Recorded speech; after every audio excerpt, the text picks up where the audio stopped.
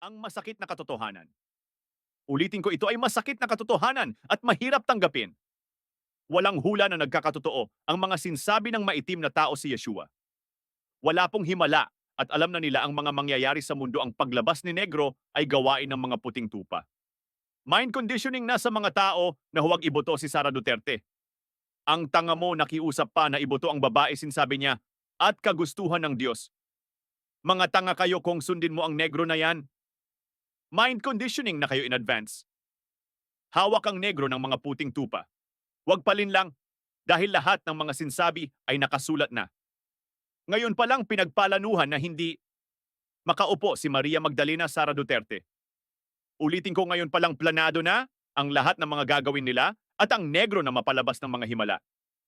Huwag palinlang mind conditioning ang ginagawa nila. Ngayon hawak yan mga demonyo sa mundo.